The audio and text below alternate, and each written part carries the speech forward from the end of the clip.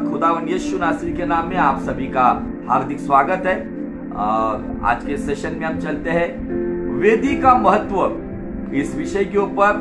लगातार ये 19वां भाग हम अध्ययन कर रहे हैं और मैं आशा करता हूं कि परमेश्वर आपको इस विषय के द्वारा, इस वचन के द्वारा बहुत बहुत आशीषित कर रहा है।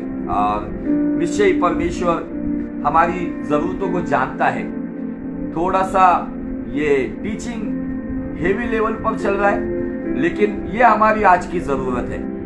और वेदी के बारे में हम अध्ययन कर रहे हैं। वेदी पुराने नियम में हमने जो वचन को चुना है, निर्गमन 29:37 वहां दिया है, वेदी के लिए 7 दिन तक प्रायश्चित करे, उस वेदी को पवित्र करे, उसका शुद्धिकरण करे। जब वेदी परम पवित्र हो जाएगी, जो कुछ उसे छुएगा वो पवित्र हो जाएगा। और नए नियम में हमने एक वचन चुनाव किया है, रोमियो 12:2। वो वचन कहता है कि संसार के सदृश्य ना बने, तो परमेश्वर की भावती और सिद्ध इच्छा को अनुभव करते हुए, मालूम करते हुए अपने मन का नवीनीकरण करें। पुराने नियम में वेदी का एक ढांचा है जहां पे बलिदान या होम हवन चढ़ाए जाते थे, लेकिन नए नियम में हमारा मन वो परमेश्वर की वेदी है। पुराने नियम का जो मंदिर था, जो सुलेमान ने बनाया, मूसा का जो मंडप था, जो मूसा ने बनाया, वहां पर 2 प्रकार की वेदी थी, होम वेदी, धूप वेदी, पीतल की वेदी, सोने की वेदी, नाना प्रकार की वेदियों को आप बाइबल में अगर आप पूरा जेनेसिस से लेकर रेवलेशन तक अगर आप अध्ययन करेंगे तो आपको बहुत ऐसे कम किताब मिलेंगे जहां पे वेदी का जिक्र नहीं किया है, लेकिन ज्यादा से ज्यादा किताबों में आपको वेदी का जिक्र मिलेगा। और ये मन की वेदी आज हमें नए नियम के अनुसार 7 दिन मतलब सप्ताह के 7 दिन 24/7 हमें, जैसे नीति वचन 4:23 में बाइबल कहती है, सबसे अधिक अपने मन की रक्षा कर, क्योंकि उसी के भीतर जीवन का मूल स्रोत है। लेकिन आज मनुष्य सभी बातों के बारे में सोच रहा है, भविष्य के बारे में सोच रहा है, प्रिकॉशंस ले रहा है। इस कोरोना वायरस में जो भी सावधानी बरतनी चाहिए, परहेज करना चाहिए, सभी बातों के लिए लोग सावधान हो गए। लेकिन क्या हम हमारी मन की वेदी को महफूज रखे हैं क्या? एक वचन और हमने देखा था जो लेविया 6:13 में है। मन की वेदी के बारे में बताना चाहता हूं। पुराने नियम में दिया है कि वेदी पर आग लगातार जलनी चाहिए। ये पुराने नियम का कंसेप्ट आज अन्य जातियों ने अपनाया है, इसलिए उनके मंदिरों में लगातार दिया जलता रहता है, धुनी जलती रहती है, वो लकड़ियां जलती रहती है। ये सारा पुराना नियम का जो बात था आज अन्य जातियों ने अपनाया है, लेकिन परमेश्वर ने अपने पुत्र को इस दुनिया में भेजकर यीशु मसीह के द्वारा हमारा जो शरीर रूपी जो जीवन है उसको ही मंदिर बनाया है। फिर अगर हमारा शरीर परमेश्वर का मंदिर है तो वेदी क्या है? तो वेदी है हमारा मन। तो ये मन का शुद्धिकरण रोज वचन रूपी जल स्नान से हमारे मन का शुद्धिकरण होना चाहिए। उसी के साथ साथ जैसे पुराने नियम लेवी 6:13 में आग लगातार जलनी चाहिए, तो आज मेरे मन के अंदर कौन सी आग जल रही है? किसी के बारे में बदले की आग, ईर्ष्या की आग, कंपटीशन की आग, हिंसा की आग, वासना की आग, लालच की आग, कौन सी आग है? आज कई जगह पर, बहुत सारी जगह take it fire, receive fire कहा जाता है, बड़े बड़े फायर कॉन्फ्रेंस रखा जाता है। लेकिन मुझे आपको बताना है, जब पेंटिकोस्ट के दिन जब चेलों ने पवित्र आत्मा का बपतिस्मा पाया, वहां पर उन्होंने अन्य अन्य भाषाएं बोली, ठीक है, लेकिन वहां पे दिया है कि जुबान की नाई आग की लपटें उनके ऊपर थी। वो आग ने क्या किया पता है? उनके भीतर, उनकी मन की वेदी में वो आग लगाई। और वहां से आगे अगर आप प्रेरितों के उस किताब का अध्ययन करेंगे, वहां से आगे सारे चेले दुनिया भर फैल गए और उन्होंने उस आग को लेकर दुनिया को यीशु मसीह की ओर लाने के लिए अपनी जान की कुर्बानी दे दी। आज केवल ये फायर की बातें, उछलना, कूदना, चीखना, गिरना, ठीक है, ये नई नई बातें ठीक है। जब एलकेजी में जब बच्चे होते हैं ना, तब एलकेजी में बच्चे बहुत शोर शराबा करते, वहां पे बहुत सारी आवाज हमको दिखेगी, रोना पीटना गिरना गिरना। जैसे एलकेजी में, फर्स्ट स्टैंडर्ड में, सेकंड स्टैंडर्ड में जैसे बढ़ते जाते, वैसे वैसे उन बच्चों में एक मैच्योरिटी आ जाती है। सेम वे में मुझे आपको बताना है, हम उसके खिलाफ नहीं है, ठीक है, पवित्र आत्मा काम है। लेकिन अभी आप ग्रेजुएशन लेवल पर पहुंच गए हो और अपनी हरकतें अगर एलकेजी के उस स्टूडेंट के जैसा है, तो मुझे आपको बताना है कि दुनिया हमारे ऊपर हंसेगी। हमें मैच्योर्ड होना है, क्योंकि बाइबल कहता है कि संदेशों की आत्मा, नबियों की आत्मा उनके कंट्रोल में होती है, तो वैसी विश्वासियों की आत्मा भी उनकी कंट्रोल में होनी चाहिए। आज लोगों ने पवित्र आत्मा के फायर को केवल चिल्लाना, पुकारना, बॉडी का वाइब्रेशन करना, इसी बातों में रखा है। नहीं, इस आग के द्वारा आपके दो मकसद है, गौर से सुनो। There is a two motive of fire. Fire के दो मोटिव है, नंबर 1 जलाना, नंबर 2 उजाला देना। अगर पवित्र आत्मा की आग हमारे अगर अंदर आती है, तो इसी मुंह से अगर हम अन्य भाषा बोलते हैं और इसी मुंह से अगर हम गलत बात बोलते हैं, तो हमारे अंदर कोई गलत आग आई है, रॉन्ग फायर आई है, या फेक फायर आप कह सकते हो। अगर पवित्र आत्मा का आग है ना, तो मुझे पवित्र शास्त्र प्रेरितों का किताब से बताता है कि जब वो फायर पेंटिकोस्ट के दिन उतर कर आया, वहां से आगे उन्होंने आज जो फायर का काम बताया जा रहा है, चीखना, पुकारना, गिड़गिड़ाना, नीचे गिरना, थरथराना, ये नई नई बात ठीक है। जब हम नए नए प्रभु में आए थे, नया नया जब हमने पवित्र आत्मा का बपतिस्मा पाया, तब तक ठीक है। लेकिन जब हम बढ़ते जाते हैं ना, तो उस फायर को इस्तेमाल करना चाहिए। छोटा बच्चा आग का इस्तेमाल करना जानता नहीं है, उसको वहां पे शायद कुछ दुर्घटना हो सकती है। लेकिन एक मैच्योर्ड व्यक्ति, उसको पता है कि उस आग को किस तरीके से इस्तेमाल करना है, कौन सी आग कहां पर लेकर जाना है। आज इस मैच्योरिटी में हमें आना होगा। इसीलिए बाइबल का परमेश्वर कहता है कि सबसे अधिक अपने मन की वेदी की रक्षा कर, क्योंकि उसके भीतर जीवन का मूल सोता है। आज लोगों ने बड़ा आवाज करना, पुलपिट को पटकना, बड़ी बड़ी बातें करना, ये फायर की बातें नहीं है। जब वो फायर के साथ जब पतरस खड़ा हुआ, वही पतरस जो यीशु का 3 बार इनकार करने वाला, वही पतरस जो भगोड़ा पतरस था, वही पतरस जो आधे चेलों की टीम को लेकर तिबरिया समंदर पर फिर से मछली पकड़ने को गया था, वही पतरस जब पेंटिकोस्ट के दिन जब आत्मा से भर गया, वो पेंटिकोस्ट का वो फायर का बपतिस्मा उसने पाया। मुझे आपको बताना है, वही पतरस जब खड़ा हुआ ना, तो उसके प्रचार में या उसने वहां पे कोई फायर कॉन्फ्रेंस नहीं लिया जहां पे लोगों का चिल्लाना, पुकारना या गिड़गिड़ाना या अन्य भाषा में कुछ बहुत ही कर्कश आवाज में बात करना, ये बात नहीं हुई। जब उसने प्रचार किया, बाइबल कहता है कुछ लोग उनके पास आए। अब वो लोग कितने थे पता है? एग्जैक्ट 3000 लोग। वो 3000 लोग आके क्या कहते पतरस को? हमारा उद्धार हो, इसलिए हम क्या करें?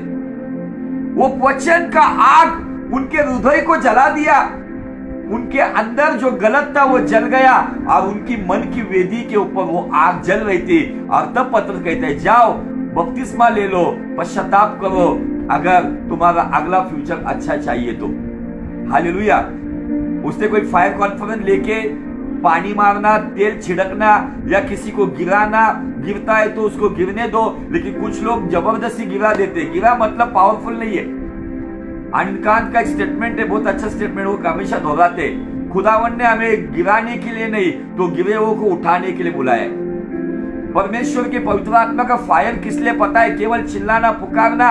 कुछ जगह पर कुछ बहनें इस तरीके से उनकी बॉडी वाइब्रेशन रहती है, उनके शरीर का थरथराना होता है, उनकी आवाजें होती है। कुछ लोग इसको सोशल मीडिया पे अपलोड करते, और ये जो एंटी कन्वर्शन ग्रुप जो फिलहाल काम कर रहा है, ये ग्रुप उसी वीडियो को लेकर हमारी मस्जिद को बदनाम करते।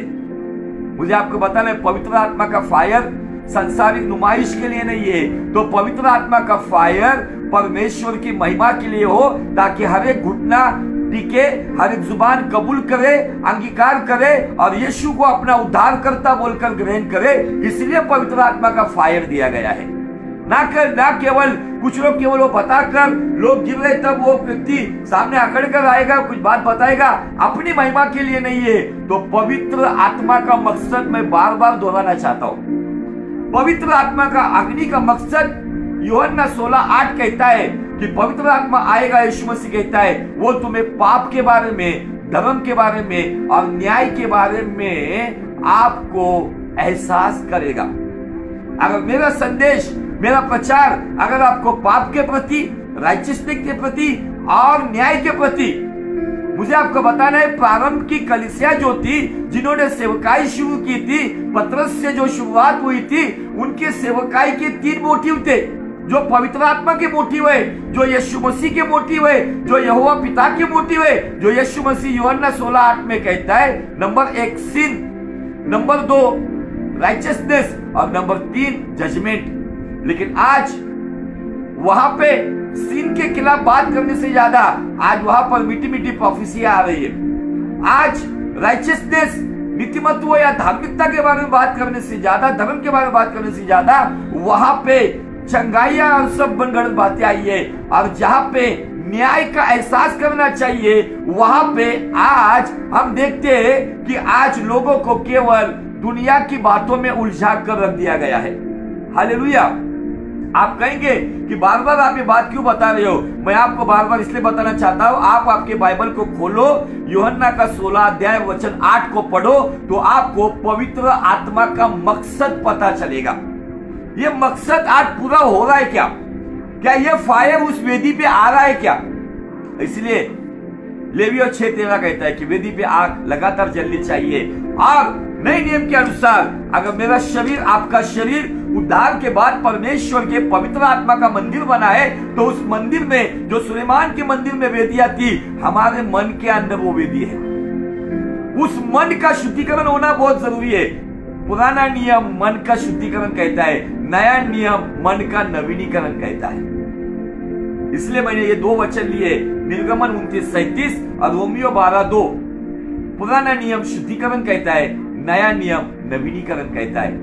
जब हमारे मन का नवीनीकरण होता है ना, और कैसा होगा नवीनीकरण? वो नवीनीकरण करने के लिए, उसका रूपांतर करने के लिए हमें उस वेदी को, जैसे पुराने नियम में उस विधियों के द्वारा शुद्ध किया जाता था, नए नियम में यीशु का लहू और पवित्र आत्मा के उस जल स्नान से, वचन के जल स्नान से हमारे मन की वेदी को रोज शुद्ध करना होगा और उस पर वो आग जलती रखना चाहिए। किसी के प्रति मेरे अंदर बदले की आग नहीं चाहिए, तो मेरे अंदर परमेश्वर की प्रेम की आग होनी चाहिए। किसी के प्रति मेरे अंदर वासना की आग नहीं होनी चाहिए, तो मेरे अंदर वो पवित्रता की, किसी बहन को अगर मैं देख रहा हूं, किसी माँ को देख रहा हूं, तो उसके प्रति वो अच्छे भाव होने चाहिए। अब ये अच्छे भाव कब आएंगे? जब हम वचन रूपी जल स्नान से शुद्ध होंगे। भले 2 दिन आप नहाए नहीं, नो प्रॉब्लम, लेकिन हम अंदर से शुद्ध होना चाहिए। परमेश्वर के दास जैक पुनन, कल परसों उनका 81 बर्थडे उन्होंने सेलिब्रेट किया। उनका एक बहुत अच्छा स्टेटमेंट, वो कहते हैं, खुदा से मांगो, खुदावन मुझे अंदर से शुद्ध कर। जब मैं अंदर से शुद्ध होगा, तब मैं बाहरी रीति पर अच्छी तरीके से जीवन जीऊंगा। हालेलुया। आज हमें इस बात को समझना बहुत जरूरी है। और हम सुने शामुएल की वेदी के ऊपर अध्ययन करें। शामुएल का मतलब है खुदा की सुनने वाला। वैसे हन्ना ने जब शामुएल को अर्पण किया, परमेश्वर को दिया, लेकिन शामुएल के अंदर एक ऐसी क्वालिटी थी कि वो खुदा की ओर से सुनने वाला था। और हमने पिछले एपिसोड में, 18वें एपिसोड में देखा था कि उसके अंदर शामुएल जिस स्थिति में जीवन जी रहा था, शामुएल की जो स्थिति थी, आध्यात्मिक क्षेत्र का माहौल खराब था। और उसमें से कुछ 4 से 5 बातें हमने देखी थी। नंबर 1, बाइबल कहता है जब शामुएल नबी, जब एली याजक के हाथ के नीचे टहल सेवा कर रहा था, बाइबल कहता है कि उस वक्त परमेश्वर का वचन दुर्लभ था, मतलब वचन का अकाल था। नंबर 2, दर्शन बहुत कम होते थे। और नंबर 3, जो महायाजक एली था, उसकी आंखें धुंधली थी। ये प्रॉफिटिकली साउंड क्या करता है? ये वचन, ये प्रॉफिटिकल बहुत सारे लोग बोलते हैं, लेकिन प्रॉफिटिकल मैसेज कुछ नहीं रहता है, वो गॉस्पेल ही मारते हैं। आज प्रॉफिटिकल इसका मीनिंग ये है कि जैसे सामुएल के जमाने में वचन दुर्लभ था, इसका मतलब वचन का अकाल था, जो आमोस नबी 8:11 में कहता है कि आने वाले समय में वचन का अकाल गिरेगा, वचन सुनने का। हम सैमुएल के जमाने को अगर हमारे जमाने को अगर जोड़ेंगे ना, तो सेम परिस्थिति आज भी वचन का अकाल है। केवल सांसारिक बातों की लबालब बातें चल रही है। आज भी दर्शन नहीं है, लेकिन आज झूठे दर्शन वाले सामने आ रहे। और तीसरी बात है, महायाजक की आंखें धुंधली हो गई है। इसका मतलब उसके पास दूरदृष्टि नहीं है। आज भी बहुत बड़े बड़े याजक, महायाजक, पास्टर, अपोस्टल, प्रॉफेट, इवांजेलिस्ट, टीचर, उनके पास खुदा के राज्य के लिए वो दृष्टिकोण नहीं है। आज उनकी आंखें भी धुंधली हो गई है। आत्मिक आंखों के बारे में मैं कह रहा हूं। जब आंखें धुंधली होती है ना, तब डॉक्टर कहता है कि मोतिया बिंदु हुआ है, और वो मोतिया बिंदु की वजह से आपको ऑपरेशन करते हुए वहां पे लेंस लगानी होगी, ताकि आपको आगे का समय अच्छा दिखेगा। आज आत्मिक आंखों को मोतिया बिंदु हुआ है, और उसके लिए पवित्र आत्मा की तलवार से उस आंखों का ऑपरेशन करना होगा, और उस फायर के साथ एक नई दृष्टि हमें प्राप्त करनी होगी। क्योंकि सालों से हम वही बातों को रिपीट कर रहे, कुछ नयापन नहीं है। और अगर कोई नई बातें और बिब्लिकल बातें कोई लेकर आता है, तब उसको कहा जाता है कि ये गलत प्रचारक है।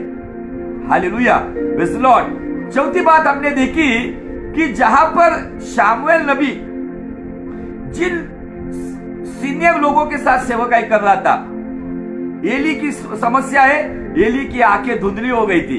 शायद शामुएल नबी उसका हाथ पकड़ के उसको पवित्र स्थान से परम पवित्र स्थान में लेके जाता होगा।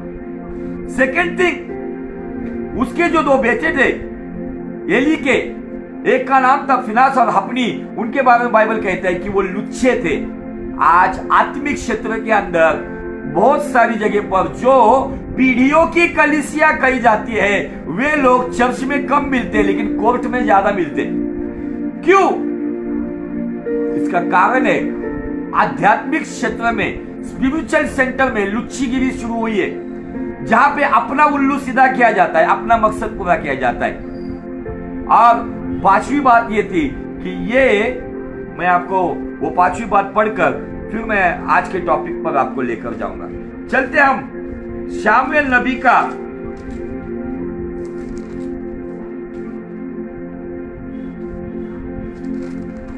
Thank you Jesus.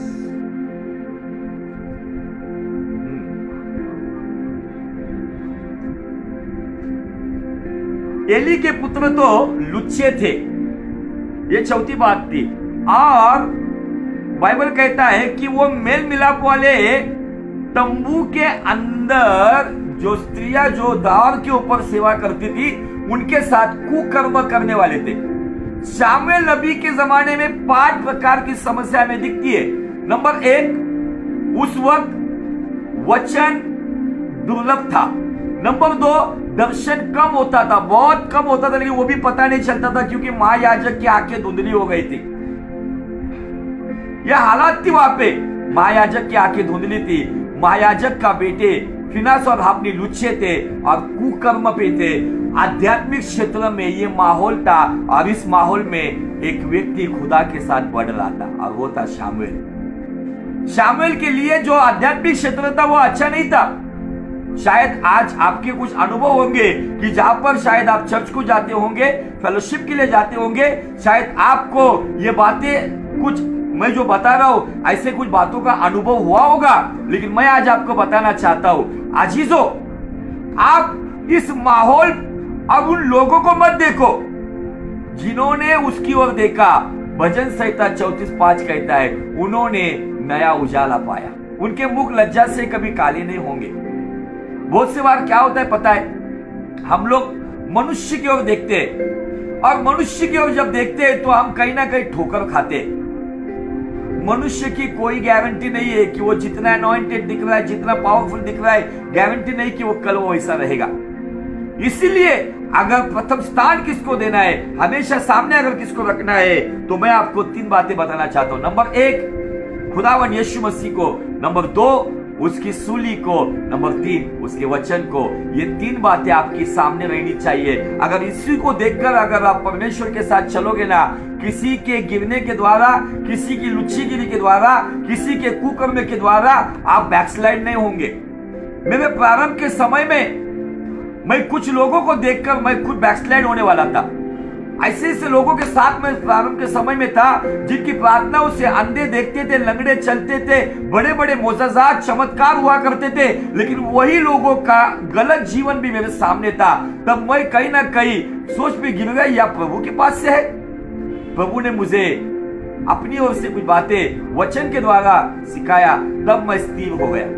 और मैं आज आपको बताना चाहता हूं कि शामुएल नबी एक छोटा बच्चा ये इन हालातों में था, लेकिन तो भी बाइबल कहता है कि परमेश्वर शामुएल नबी को जब 5वीं बार दर्शन देता है, मैं अभी उन दर्शनों को नहीं बताऊंगा, जब शामुएल नबी को परमेश्वर 5वीं बार दर्शन देता है, पहला शामुएल 3 अध्याय और वचन 21, गौर से सुनो। और यहोवा ने शिलो में फिर दर्शन दिया, क्योंकि यहोवा ने अपने आप को शिलो में शामुएल पर अपने वचन के द्वारा प्रकट किया। यहाँ पे जो प्रकटीकरण है या जो दर्शन है, ये दर्शन वचन का है। सवाल यह उठता है कि खुदावन ने शामुएल को वचन के द्वारा दर्शन क्यों दिया? तो उसका जवाब वचन 19 में देखो। शामुएल बड़ा होता गया। किस हालत में बड़ा होता गया? नंबर 1 वचन दुर्लभ था, नंबर 2 दर्शन कम मिलता था, नंबर 3 महायाजक की आंखें धुंधली थी, महायाजक के बेटे लुच्चे और कुकर्मी थी। इन हालातों में शामुएल यहोवा के साथ बढ़ रहा था।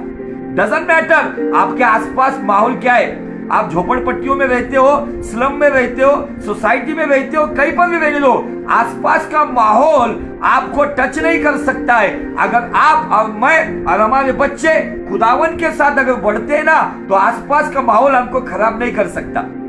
बाइबल कहती है कि शामुएल बड़ा होता गया और यहोवा उसके संग था। नंबर 2 वो परमेश्वर में बढ़ रहा था, परमेश्वर उसके संग था। और तीसरी बात दी गई है, उसने उसकी मतलब यहोवा की कोई भी बात निष्फल होने नहीं दी। हालेलुया। और 20 वचन कहता है, दान से लेके बेर्शेबा में रहने वाले सारे इजराइलियों ने यह जान लिया कि शामुएल यहोवा का नबी होने के लिए नियुक्त किया गया है। आज गली गली, मोहल्ले मोहल्ले, गांव गांव, शहर शहर आपको बहुत नबी मिलेंगे। सेल्फ प्रोक्लेम प्रॉफिट्स, स्वयं घोषित भविष्यवक्ता, स्वयं घोषित पास्टर, स्वयं घोषित अपोस्टल, स्वयं घोषित सुसमाचारक, स्वयं घोषित शिक्षक। आज सेल्फ प्रोक्लेम मिनिस्ट्री बहुत चल रही है, लेकिन पीपल प्रोक्लेम मिनिस्ट्री बहुत कम है। बाइबल कहती है शामुएल ने खुद को नबी बोलकर घोषित नहीं किया, लेकिन दान से लेके बेर्शेबा तक लोगों ने जान लिया कि ना फिनास, ना हफनी, ना एली, ना उस शिलो के अंदर जो आत्मिक क्षेत्र था उसके अंदर का कोई खुदा का नबी नहीं है, केवल शामुएल खुदा का नबी है। आज जो लोग मुझे देख रहे या देखेंगे, जो खुद को प्रॉफिट कहते हैं, जो कहते हैं हम प्रॉफिटिक मिनिस्ट्री में, लोगों ने आपको प्रॉफिट कहना चाहिए। कब कहेंगे लोग आपको प्रॉफिट? आप खुदा में किस तरीके से बढ़ रहे हो? क्या यहोवा आपके संग है? क्या आपने परमेश्वर की कोई भी बात को निष्फल होने नहीं दिया होगा? तो आपको बताने की जरूरत नहीं कि I am the pastor, I am the anointed man of God, I am the anointed profit. आपको बताने की जरूरत नहीं है। लोग खुद जानेंगे और कहेंगे हाँ, इसको प्रॉफिट बोल के नियुक्त किया गया है। हालेलुया।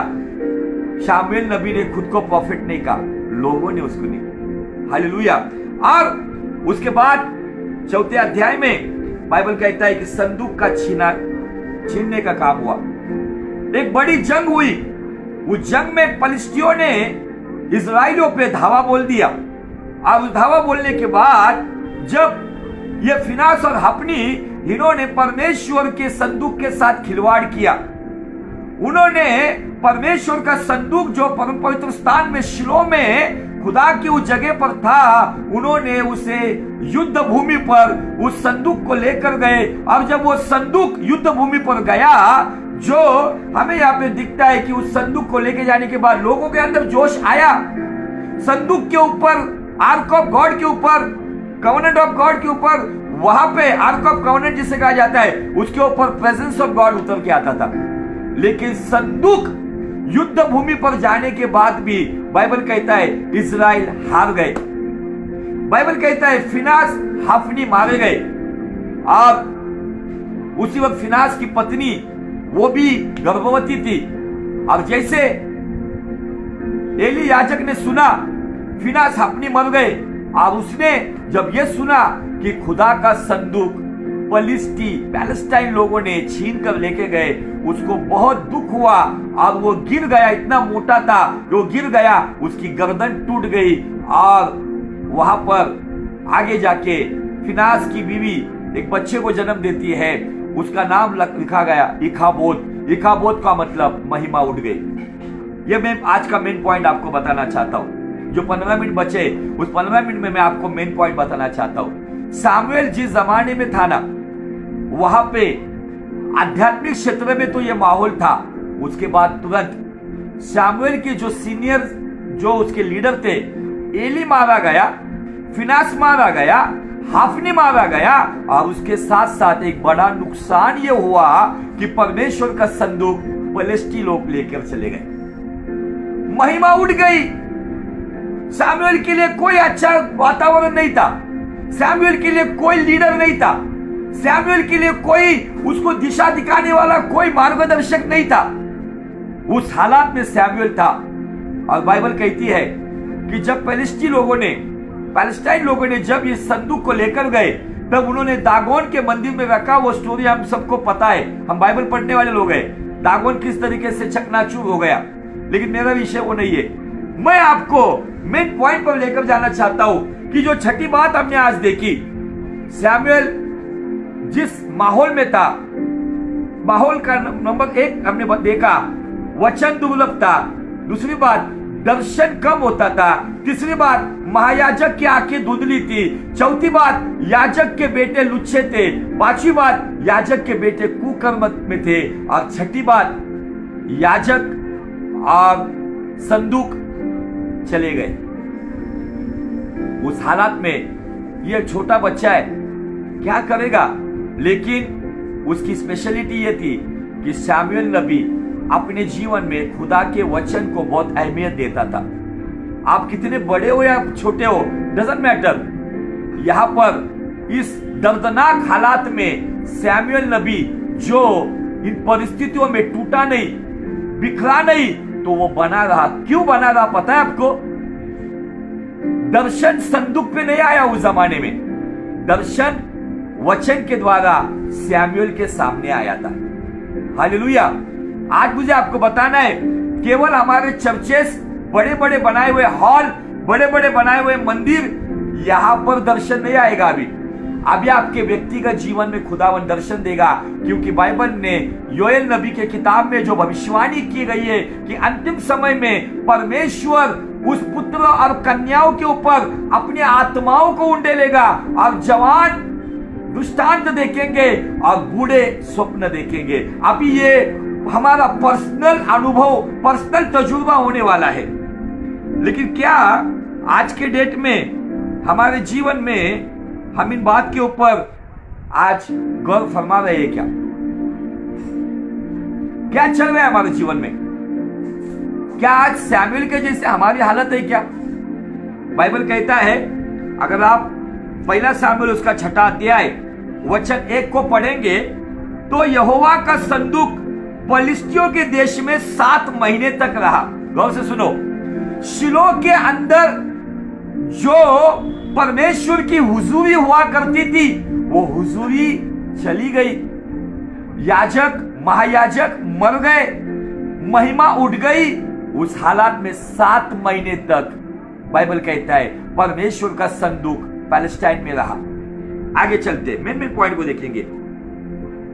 फिर 7वें अध्याय में जब हम आते हैं, बाइबल कहता है ये जो पैलेस्टाइन लोगों ने संदूक जब उनके देश में गया तो वहां पे महामारी फैल गई और उन्होंने समझ लिया, हजारों लोग मारे गए उन्होंने समझ लिया कि परमेश्वर यहोवा के संदूक का महत्व बहुत है और उसको कोई भी देख नहीं सकता। एक एक क्षण में हजारों लोग मर रहे थे वहां पे।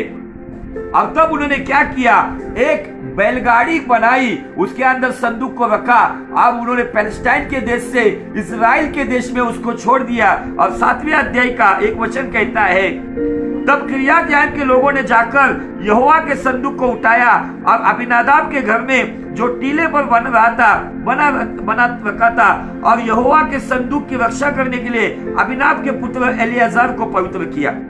आगे देखेंगे, किर्यातयारीम में संदूक को रखे हुए बहुत दिन हुए, अर्थात गौर से सुनो, 20 वर्ष बीत गए और इजराइल का सारा घराना विलाप करता हुआ यहोवा के पीछे चलने लगा। तब शामुएल ने इस्राएल के सारे घराने से कहा, यदि तुम अपने पूर्ण मन से यहोवा की ओर फिरे और पराये देवताओं को, जो अस्तोरे देवियों को अपने बीच में से दूर करो, तो यहोवा की ओर से अपना मन लगाकर केवल उसी की उपासना करो, तब वह तुम्हें पलिश्तियों के हाथ से छुड़ाएगा। तब इस्राएलियों ने बाल देवताओं और अस्तोरे देवियों को दूर किया और केवल यहोवा की उपासना करने लगे। अभी यहाँ पे 7वां माहौल देखो कैसा है। 7वां माहौल यह है कि जब संदूक छीन लिया गया, महायाजक एली मर गया, याजक जो 2 थे हफने और फिनास दोनों मर गए। उस दौरान क्या हुआ पता है, 7 महीना तक संदूक पैलेस्टाइन में था। 7 महीने के बाद जब वो संदूक जब इजराइल में आया, और बाइबल कहती है उसके 20 वर्ष पश्चात, मतलब 20 वर्ष और 7 महीने, हम 7 महीने की जगह पर 1 साल पकड़ लेते, 21 साल तक आत्मिक क्षेत्र में इजराइल के अंदर लोग यहोवा को भूल गए। उन्होंने अश्तारोत की मूर्ति, बाल की मूर्तियों को अपने यरूशलेम में, अपने बेथेल में, अपने दान में, बेरशबा में, जगह जगह पर उन्होंने यहोवा की जगह पर अन्य पराये देवताओं की उपासना शुरू की।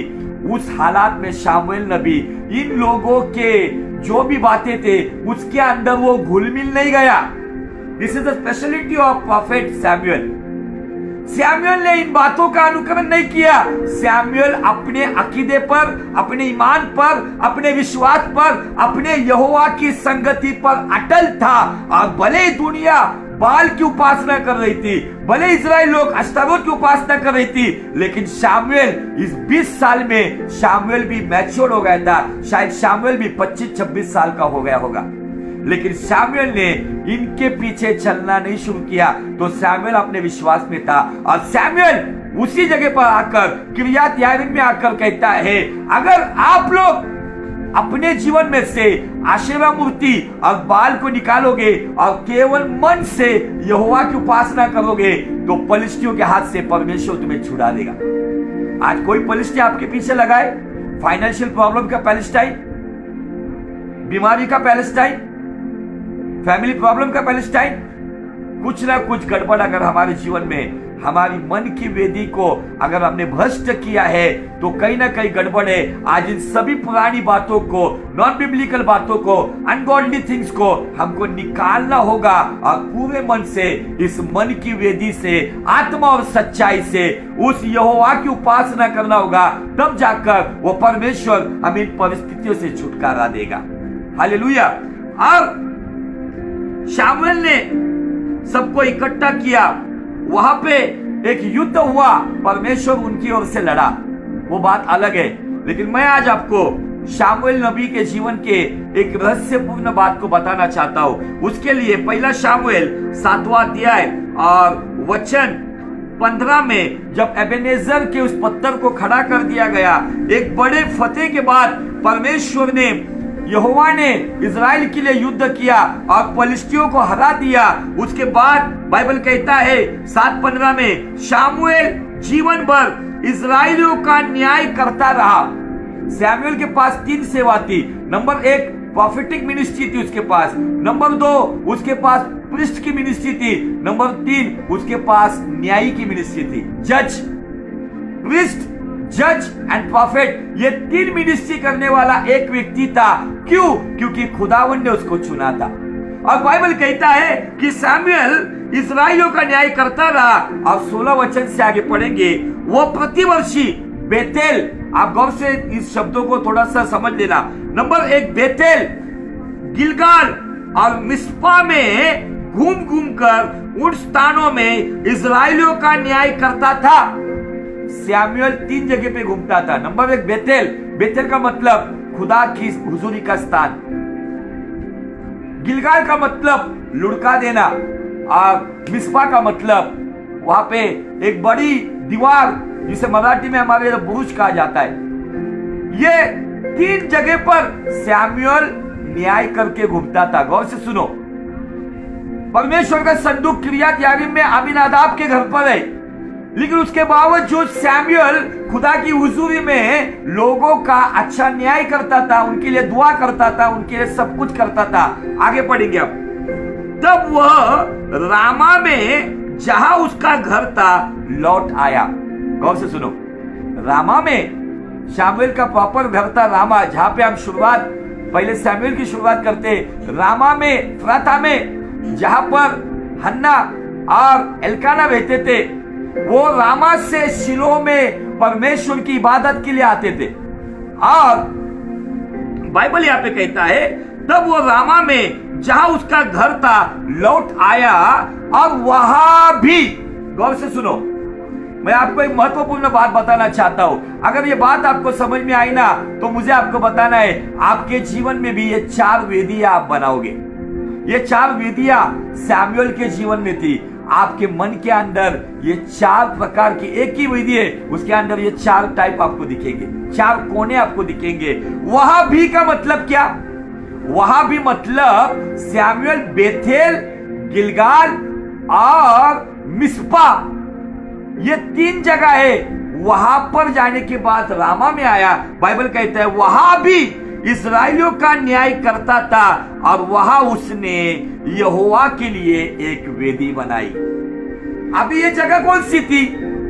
ये जगह थी सैमुएल का जो प्रॉपर घर था, उसके अंदर उसने एक वेदी बनाई थी। और बाइबल कहती है उस वेदी पर वो परमेश्वर के लिए बलिदान चढ़ाता था, और उसी के साथ साथ उसी वेदी पर खुदा की ओर से जो दर्शन दुर्लभ था, वो दर्शन उसको पूरा मिलता था। वचन कम था, वचन दुर्लभ था, वचन उसको मिलता था, दर्शन उसको मिलता था। उसकी आंखें अच्छी थी, वो दर्शन को ठीक से देखता था, वो लुच्चीगिरी में नहीं था, तो परमेश्वर के साथ ईमानदारी से चलता था। वो कुकर्म में नहीं था, तो वो पवित्रता में चलता था। उसके घर के अंदर वो वेदी थी। अभी सवाल ये है, मुझे देखने वाले जितने भी भाई बहन हैं, क्या आपके घर के अंदर, क्या आपने परमेश्वर यहोवा को प्रसन्न करने वाले सामुएल नबी के जैसा आपने वेदी बनाई है? कभी कभी हम सोचते, हम बोलते हैं क्या पास्टर जी, हमारे यहाँ पे ये चल रहा है, हमारे चर्च में कोर्ट केस चल रहा है, हमारे यहाँ पे ये लफड़े चल रहे, ये रगड़े चल रहे, ये झगड़े चल रहे, सब कुछ माहौल बिगड़ा हुआ है। मुझे आपको बताना है, शिलो का माहौल बिगड़ा हुआ था। किरियत यारीम में परमेश्वर का संदूक था, लेकिन सैमुएल नबी बेथेल, गिलगाल और मिस्पा में भी घूमकर आने के बाद वो अपने घर में उसने एक वेदी को बनाया था, जिस वेदी पर वो इजराइल का न्याय भी करता था। उस वेदी पर वो खुदावन को प्रसन्न करता था। Where is your altar? आज ये रामा, ये आपका शरीर है, ये आपका जीवन है। क्या आप आपके जीवन में उस वेदी को बनाने को तैयार हो? हम कभी कभी मायूस हो जाते हैं। मेरे जैसा व्यक्ति मायूस हुआ था कुछ साल पहले, आत्मिक क्षेत्र में ये सब गड़बड़ियों को देखकर, आत्मिक क्षेत्र में ये अंधकार को देखकर। सैमुएल नबी के जमाने में अंधकार था। अंधकार नंबर 1 वचन दुर्लभ था। अंधकार नंबर 2 दर्शन कम होता था। अंधकार नंबर 3 महायाजक की आंखें धुंधली थी। अंधकार नंबर 4 महायाजक के बेटे जो याजक काम करते थे, फिनास और हापनी, ये लुच्चे थे। अंधकार नंबर 5 फिनास और हापनी दर्शन मंडप के पास काम करने वाले स्त्रियों के साथ कुकर्म व्यभिचार करते थे। और अंधकार नंबर 6, ये सारे लोग खत्म हुए, परमेश्वर का संदूक छीन लिया गया। इन हालात में सैमुअल का जीवन दिखता है कि उसने अपने घर के अंदर उस वेदी को बनाया था। मैं परमेश्वर को धन्यवाद देता हूं कि इस लॉकडाउन में जो 6 महीने हमने घर के अंदर बिताए ना, जिन्होंने भी अपने घर में उस वेदी को बनाया, सारा परिवार इकट्ठा होकर दुआ कर रहा था, आराधना करते थे, वचन सुनते थे, परमेश्वर के साथ घंटों बातें करते थे, वचनों के ऊपर अध्ययन करते थे। मुझे आपको बताना है कि ये वेदी आपके घर में बन गई है, लेकिन क्या इस शरीर के घर में बनी हुई है? आइए, आसपास का माहौल कुछ भी हो, दुनिया में आज सेवकों के अंदर लुटेरे हमें दिख रहे। आज जो माहौल सैमुअल के जमाने में फिनास और हपनी जैसी लुच्चीगिरी करने वाले लोग आज भी है, कुकर्म करने वाले आज भी, जो खुद को सेवक और सेविका कहते वो आज भी है। डजंट मैटर, हमको वहां पे ध्यान नहीं लगाना है। हमारे रामा में, हमारे जीवन में, रामा का मतलब क्या है पता है? रामा का मतलब है ऊंचाई। हालेलुया। रामा का मतलब है ऊंचाई। बेथेल का मतलब है खुदा की हुजूरी। गिलगाल का मतलब है लुढ़का देना, जो भी गलत है उसको लुढ़का दो अपने जीवन में। मिस्पा का मतलब है ऊंची दीवार, और रामा का मतलब है ऊंचाई। अपने व्यक्तिगत जीवन को इस तरीके से ऊंचाई पर लेकर जाओ, अपनी मन की वेदी आज इस तरीके से बनाओ ताकि ऊंचे स्थान में रहने वाला खुदावन, जैसे वो यशायाह नबी के किताब में वो कहता है, भले मैं ऊंचे स्थान में रहता हूं लेकिन नम्र मन वालों के मन के अंदर मैं वास करता हूं। हालेलुया। आज खुदावन आपसे कुछ एक्सपेक्ट कर रहा है, कुछ आशा लगा रहा है। आज वो कहता है कि मैं उस सैमुअल को देखना चाहता हूं जो पुराने नियम में था। मैं आज के इस नए नियम में मैं उस सैमुअल को देखना चाहता हूं। फिर आप कोई मेरी बहन हो या भाई हो, माँ हो या पिता हो, परमेश्वर स्पिरिट ऑफ सैमुअल आपके अंदर देखना चाहता है। वो सैमुअल की आत्मा आपके अंदर देखना चाहता है कि जो उसके आसपास का माहौल बिगड़ा हुआ था, आत्मिक जीवन, आत्मिक दुनिया दूषित थी, लोग पूरी तरह से बहक गए थे। 20 साल तक लोग अन्य परमेश्वर की उपासना कर रहे थे, लेकिन तो भी सैमुअल अपने यहोवा के साथ ईमानदारी से चल रहा था। हालेलुया। आज खुदावन चाहता है वो सैमुअल की वेदी कौन बनाएगा?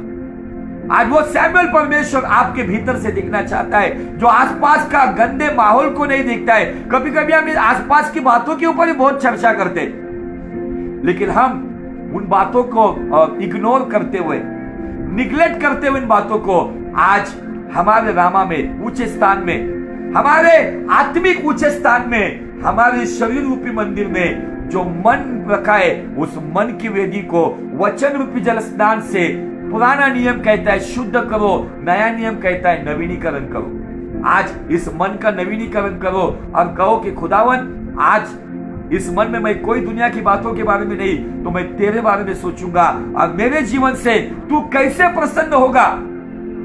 इजराइल पूरा भटका हुआ था उस जमाने में 20 साल तक। वो बाइबल कहती है 7 महीने तक तो संदूक वहां पे पड़ा हुआ था। उसके पहले एली याजक को दर्शन नहीं था, उसके बच्चे भटक गए हुए थे, आत्मिक दुनिया का माहौल बिगड़ा हुआ था। उसके बावजूद 20 साल तक सारे इजरायली आशेरा मूर्ति और बाल मूर्ति की उपासना करते थे। लेकिन एक व्यक्ति था जिसका नाम था सैमुअल, जिसने रामा में अपने घर में यहोवा की वेदी बनाई थी। दुनिया भटकी हुई थी, लेकिन सैमुअल अपने परमेश्वर के साथ, अपने परिवार के साथ परमेश्वर के पीछे चल रहा था, यहोवा को संतुष्ट कर रहा था। आज समय हमारा है। इस परिस्थिति में खुदावन आपके पास से आस लगाया हुआ है। दुनिया क्या करती करने दो, किसी को कोर्ट में जाना है जाने दो, किसी को झूठी सेवकाई करने दो, किसी को आत्मिक दुनिया में आज जो नाना प्रकार के बिजनेस आया है, कोई तेल बेच रहा है, कोई पानी बेच रहा है, कोई प्रेयर का शॉल बेच रहा है, कोई प्रेयर अनॉइंटेड साबुन बेच रहा है, कोई अनॉइंटेड पिलो बेच रहा है सोने के लिए। ये सारी बातें चल रही है। इन बातों से, जैसे पौलुस कहता है, ना जीवन, ना मृत्यु, ना स्वर्गदूत, ना शैतान, ना वर्तमान, ना भविष्यकाल, ना ऊंचाई की बातें, ना नीचे की बातें, ऐसी कोई भी बातें मुझे मसीह के प्रेम से अलग नहीं कर सकती। आज ये इस वचन से हमको चलना होगा। मैं परमेश्वर के पीछे चलूंगा। I have decided to follow Jesus. No turning back, no turning back. Cross is before me, world is behind. Cross is before me, world is behind. No turning back, no turning back. यीशु के पीछे मैं तो चलूंगा, यीशु के पीछे मैं तो चलूंगा, ना लौटूंगा, ना लौटूंगा। क्रूस मेरे आगे, दुनिया है पीछे, ना लौटूंगा, पीछे मुड़ूंगा। हमें कुछ लेन देन नहीं दुनिया की। सैमुएल हमें एक संदेश दे रहा है। उसके जमाने में माहौल सालों तक बिगड़ा हुआ था, उसके लीडर्स गलत मार्ग में थे, तो भी बाइबल कहता है, यहोवा ने 7वें अध्याय का अंत में कहता है, स्पष्ट रीति से कहता है, यहोवा ने सैमुएल को वचन के द्वारा दर्शन दिया। आज परमेश्वर आपको भी दर्शन देगा। इसीलिए संसार के सदृश मत बनो। आज मसीहत में बहुत ही बिगड़ाने वाली, बहकाने वाली, बुनियादी नींव को बर्बाद करने वाली, बहुत सारी गुमराह करने वाली बातें आई हुई है। आज उसको जांचो परखो कि दिस इज फ्रॉम गॉड और दिस इज फ्रॉम लूसीफर। जांचो परखो, अगर खुदा की ओर से उसके अनुकरण करो, खुदा की ओर से नहीं है, फिर वो कितनी भी आकर्षक बातें क्यों ना हो, उसको खुलेआम उसका खंडन करो, खुलेआम उसका विरोध करो, क्योंकि परमेश्वर ने हमें वो आत्मा दी है जो गलत बातों का विरोध करती है और अच्छी बातों का समर्थन करती है। इसलिए आज परमेश्वर चाहता है कि सैमुएल आपके भीतर से खुदावन को दिखे। दुनिया जो करती करने दो, लेकिन खुदा को कहो, जैसे रामा में सैमुएल ने अपने घर में वो वेदी बनाई थी, मैं मेरे जीवन में मेरी मन की वेदी इस तरीके से बनाऊंगा, उस मन की वेदी से मैं तुझे प्रसन्न करूंगा। हालेलुया। खुदावन चाहता है आज वो आपसे कुछ बात करना चाहता है। समझ लो इस संदेश को। अगर इस संदेश के द्वारा खुदावन ने आपको छुआ है, आपके जीवन में काम किया है, खुदावन के राज्य को बढ़ाने के लिए, यीशु की महिमा के लिए, पवित्र आत्मा की अगुवाई सब जगह पर होने के लिए, इस मैसेज को हो सके ज्यादा से ज्यादा शेयर करो और आज के कलाम के अनुसार अपने जीवन में सैमुएल की वेदी बनाओ। अगले सप्ताह में जैसे पवित्र आत्मा मुझे चलाएगा, उस कैरेक्टर को लेकर हम उस विषय पर चलेंगे। तब तक के लिए खुदावन आपको बहुत बहुत आशीषित करे। ये मैसेज के द्वारा आपका जीवन रामा में मतलब ऊंचाई पर चले, आपका आत्मिक जीवन ऊंचे स्थान में रहे, क्योंकि उकाब ऊंचे स्थान में रहते। खुदावन ने मुझे आपको बताना है, कौवे चिड़िया नहीं बनाई है, तो पवित्र आत्मा के उस अभिषेक में आपको उकाब की ऊंची उड़ान दी है। तो ऊंची उड़ान में रहने वाले सैमुएल के परमेश्वर, आज परमेश्वर चाहता है कि आप सैमुएल के जैसे उस रामा में ऊंचे स्थान में खुदा के लिए एक अच्छी वेदी बनाओ और रोज उसके साथ एक अच्छा समय बिताओ। आपके दिन की शुरुआत भी बेहतरीन हो और आपके दिन का अंत भी बेहतरीन हो। खुदावन आपको बहुत बहुत आशीषित करे, आपको और आपके परिवार को मसीह यीशु के लहू में महफूज रखे, पवित्र आत्मा के अग्नि के बाड़े में सुरक्षित रखे और पिता परमेश्वर के स्वर्गदूतों के लश्कर में आपको संभाले रखे। May God bless you, may God bless you.